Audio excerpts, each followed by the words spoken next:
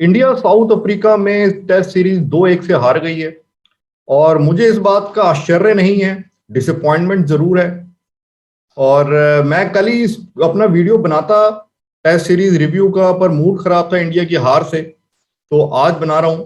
और अब क्यों इंडिया हारी इस टेस्ट सीरीज में, इसके बारे में थोड़ा सा डिस्कस करती है, इसका एनालाइज करती है। तो मेरे अकॉर्डिंग 7 मेन रीजंस है जिस वजह से इंडिया को इस टेस्ट सीरीज में हार का सामना करना पड़ा है, वो मैं आपसे शेयर करूंगा अपने व्यूज। तो पहले हम कारण पे आते हैं। जो मेरे अकॉर्डिंग पहला कारण है, सबसे पहले तो जो जरूरत से ज्यादा विश्वास दिखाया, भरोसा दिखाया हमारे दो सो कॉल्ड लेजेंड्स पे, पुजारा एंड रहाणे, तो ये टीम इंडिया को ले डूबा इस सीरीज में। हम देखे इन दोनों की ही परफॉर्मेंस पूरे 2021 में अच्छी नहीं थी, पर फिर भी कहीं पर सिलेक्टर्स भी, टीम मैनेजमेंट भी, हमारे कप्तान भी और हमारे बहुत से इंडियन फैंस भी इसको देखने को ही तैयार नहीं। उनके अकॉर्डिंग जब तक बिल्कुल पानी सर के ऊपर से ना निकल जाए, जब तक हम कोई सीरीज हार ना जाए, तब तक फाइनल नहीं लेना चाहिए इनके ऊपर डिसीजन। और वही हुआ, ये सीरीज बलि चढ़ गई क्योंकि पुजारा और रहाणे पे जरूरत से ज्यादा भरोसा दिखाया हमारे कप्तान ने और टीम मैनेजमेंट ने। इसी तरह पुजारा के केस में भी, जब पुजारा को उधर खिलाया गया सीरीज में और पुजारा नहीं अच्छा खेल रहे थे, उस सीरीज में भी उन्होंने कुछ नहीं किया। सिर्फ इस सीरीज की बात नहीं है, तो इस सीरीज में इनको नहीं लाना चाहिए था, ड्रॉप कर देना चाहिए था।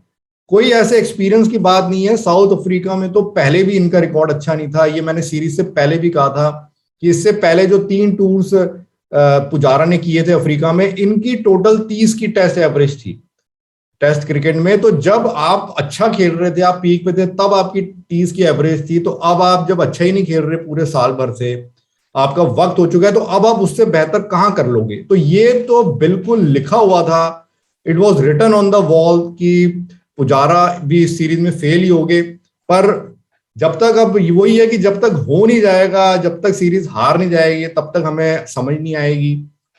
और अभी भी मैं कुछ कई इंडियन फैंस का देख रहा हूं, वो कह रहे हैं नहीं जी, सिर्फ आप रहाणे को अब कर दीजिए, पुजारा को थोड़े से और मौके मिलने चाहिए। किस बेसिस पे मिलने चाहिए, मुझे तो ये समझ नहीं आता। आप दोनों की परफॉर्मेंस कंपेयर कीजिए, इस सीरीज में भी, 2021 में भी और पिछले 2 सालों में भी, कहां से पुजारा ने रहाणे से बेहतर परफॉर्मेंस दी है। दोनों की इक्वली बैड परफॉर्मेंस है, तो दोनों का ही बाहर होना बनता है। अब जैसे रहाणे के केस में ये इस सीरीज की बलि चढ़ी है, तो आप चाहते हैं कि नहीं, आगे भी जब तक कोई और सीरीज की बलि ना चढ़ जाए, तब तक हम पुजारा को भी बाहर ना करें। इन दोनों को ही अब बाहर करना बनता है। फिर दूसरे रीजन पे आते हैं। दूसरा रीजन मैं कहूंगा विराट कोहली की कैप्टनसी, ये भी हार का बहुत इंपॉर्टेंट कारण रही। अब क्योंकि सीरीज हार गई, तो इसलिए नहीं कि मैं इसलिए बोल रहा हूं।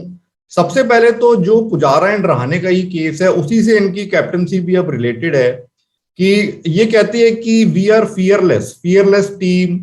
पर फियरलेस किस बात का, अगर आपके अंदर डर है इतना ज्यादा एज ए कैप्टन कि मैं पुजारा और रहाणे को इसलिए बाहर नहीं बिठा सकता कि ये कोई बहुत एक्सपीरियंस प्लेयर्स है।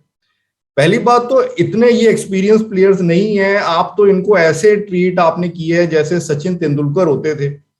तो उनके तो टेस्ट क्रिकेट में जितने रन थे उसके आधे भी नहीं है पुजारा एंड रहाणे के। और सचिन तो उसके अलावा भी उनके वनडे में इतना जबरदस्त रिकॉर्ड था, वैसे ट्रीट इनको किया गया है कि नहीं जी, जब तक सेलेक्टर्स बाहर नहीं कर देंगे, हम तो बाहर बिठा ही नहीं सकते।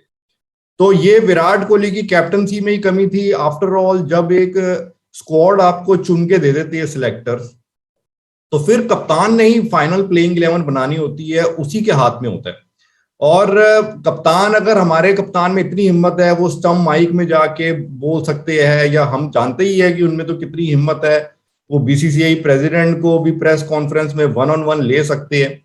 तो पुजारा और रहाणे को जो टीम से ड्रॉप नहीं किया गया प्लेइंग 11 से, ये कह के कि नहीं, एक्सपीरियंस खिलाड़ी है, तो इसका पूरा जिम्मेदारी विराट कोहली पे आती है। यहां मैं राहुल द्रविड़ जी के लिए नहीं कहूंगा, क्योंकि एक तो वो नए नए कोच बने हैं, और साथ ही उनका जो मुझे समझ आता है कि उन्होंने बस टीम का जो पहले से सिस्टम बना हुआ था उसमें वो जेल हो गए, उसमें अपना उन्होंने अपोज करने वाले कोई व्यूज नहीं लाए कि चलिए, जो मेरी पहली सीरीज है विराट कोहली के साथ, इसमें मैं विराट कोहली की सोच के साथ ही जाता हूँ। तो ये पूरी की पूरी जो सीरीज थी, हालांकि कोहली सेकंड मैच में नहीं खेले, पर जो भी डिसीजन मेकिंग थी वो पूरी विराट कोहली के ही हाथ में थी।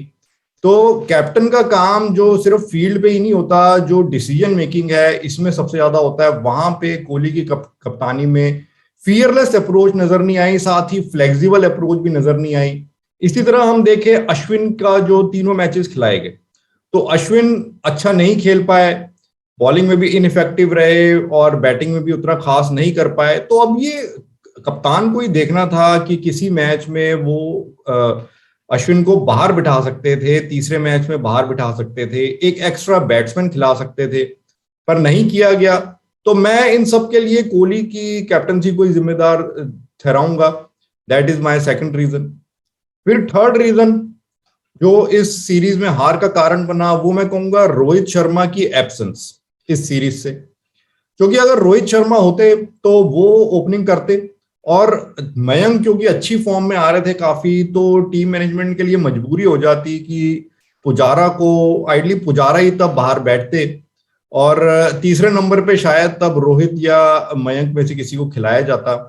तो उससे एक ये फैक्टर आता कि जो पुजारा का जो फेलियर था उससे हम बचते, क्योंकि रोहित पुजारा से ज्यादा अच्छा खेल के दिखाते।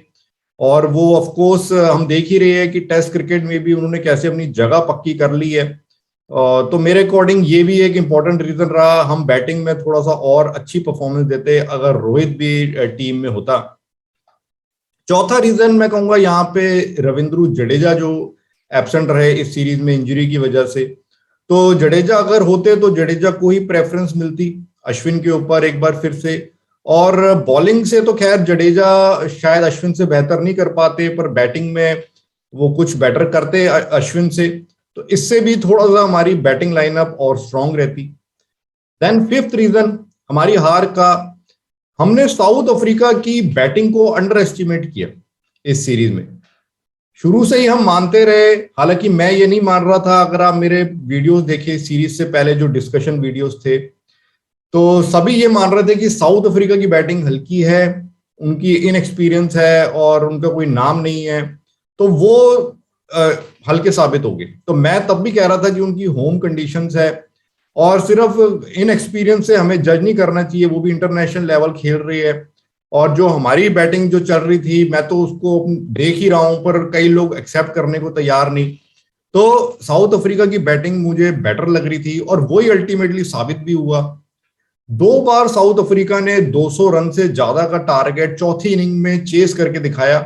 तो इससे साउथ अफ्रीकन बैटिंग ने दिखाया कि जो दूसरे मैच में अफ्रीका जीती थी वो कोई तुक्का नहीं था, वो वाकई उनकी बैटिंग इंडिया से ज्यादा अच्छी थी इस टेस्ट सीरीज में अपनी होम कंडीशंस में।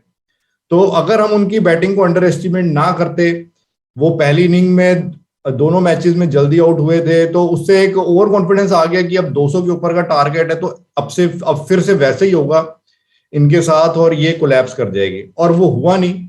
सो ओवर कॉन्फिडेंस में रहना और साउथ अफ्रीका की बैटिंग को अंडर एस्टिमेट करना, ये एक और रीजन रहा। फिर छठा रीजन मैं कहूंगा जिस वजह से टीम हारी, ये थी इंडियन टीम की एरोगेंस और साथ में इंडियन फैंस की भी एरोगेंस। हम देखे, हम ऑस्ट्रेलिया में जीते, तो उसके बाद से ही मैं देख रहा था कि काफी टीम में भी एरोगेंस थी, खुद ही वो अपना बोलते हैं कि we are the all time best team. अब आप अगर ऑल टाइम बेस्ट टीम है, ऐसे तो मैं पहली बार देख रहा हूँ कि कोई खुद कहे, कोई कोच, कोई कप्तान खुद अपने लिए ऐसे कहे। ये बात तो औरों ने डिसाइड करनी होती है, और लोग कहते हैं आपके लिए that you are the best. तो आपको हम्बल रहना चाहिए, मॉडेस्ट रहना चाहिए अपनी विक्ट्री में। आफ्टर ऑल आप एक सीरीज ही तो वहां पे जीते थे, कोई ऐसा नहीं है कि आप कोई 6-7 सालों से आप ओवरसीज सीरीज जीत रहे हो। और उसके बाद आप देखिए इंग्लैंड में जो जीते हैं, तो अभी भी जीते नहीं है, अभी उस सीरीज का ऑफिशियल रिजल्ट नहीं हुआ है। 2-1 से इंडिया आगे है, आखिरी मैच होना है अब 2022 में, तो ऑफिशियल सीरीज होगी। तो अगर वो वहां पे वो मैच हार जाते तो वो सीरीज ड्रॉ कहलाएगी। अफ्रीका में हार ही गए, तो अल्टीमेटली अब एक ही सीरीज तो जीते बाहर, और उसको लेके इतनी ज्यादा एरोगेंस, इतना ज्यादा घमंड आ जाना टीम में भी, इंडियन फैंस में भी। तो जब इतना घमंड आ जाता है, एरोगेंस आ जाती है, तो सबसे पहले तो ये होता है कि आप अपनी कमजोरियों को, अपने ड्रॉबैक्स को देखते ही नहीं, आपको लगता है वी आर परफेक्ट।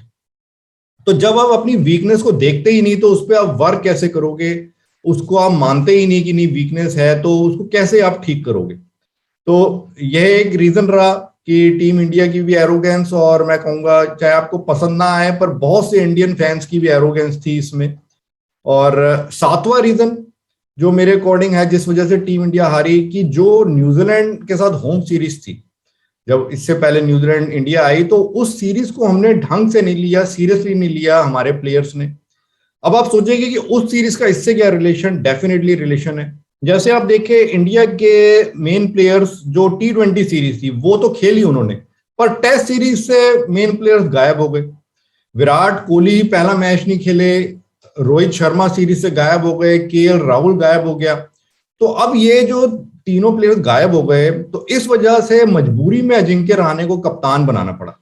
जितना मेरे पास न्यूज है कि उस सीरीज से पहले सिलेक्टर्स अजिंक्य रहाणे को ड्रॉप करना चाहते थे, स्क्वाड में नहीं लेना चाहते थे, पर उन्हें मजबूरी में, क्योंकि ये तीनों प्लेयर्स बाहर हो गए, अब कप्तान भी किसे बनाए? बिल्कुल ही फिर और किसी नए को बनाना पड़ेगा। पर रहाणे को खिलाना भी पड़ा, इन्हें इंक्लूड भी करना पड़ा और एज ए कैप्टन खिलाना पड़ा। अब क्योंकि कैप्टनसी में खिला दिया था और वो सीरीज इंडिया, वो मैच इंडिया हारी नहीं थी, ड्रॉ हुआ था, तो अब एकदम से ड्रॉप भी कैसे करे? इस चक्कर में अब सेकंड मैच खिलाया नहीं था उस वक्त रहाणे को, तो रहाणे को यहाँ टूर पे लाना पड़ा। तो वहीं पे रहाणे को ड्रॉप सिलेक्टर्स कर देते, ये मेरे पास कंफर्म न्यूज है। और वो न्यूजीलैंड के साथ सीरीज को सीरियसली लिया होता तो वहीं पर ही हम नंबर 3 और नंबर 5 के लिए फिट कर देते। जैसे श्रेयस अय्यर ने नंबर 5 पे अच्छा किया था, तो उसी को यहाँ पे रखना चाहिए था नंबर 5 पे, और वहां पर भी नंबर 3 पे हम हनुमा विहारी को मौका दे देते। या अगर जो हमारे प्लेयर सीरियसली लेते तो उनमें से कोई एक नंबर 3 पे आता, फिर आइडली KL राहुल या मयंक, तो यहाँ पे हम बेटर बैटिंग लाइनअप के साथ आते और तब हम यहाँ पे हमारे जीतने का अच्छा चांस था। ये मैंने सीरीज से पहले ही कहा था। आप मेरे डिस्कशन वीडियोस देखे तो मैंने उसमें कहा था कि आफ्टर 2 मैचेस 1 ऑल रहेगा, और फिर टीम सिलेक्शन पे डिपेंड करता है, इंडिया जीत सकती है अगर ये सही टीम सिलेक्शन के साथ जाएगी।